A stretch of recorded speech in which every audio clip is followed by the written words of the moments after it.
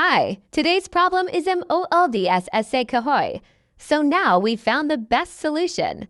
First, we will clean the wood furnitures using water, detergent, and brush. Meron po tayong tatlong uri ng liha dito.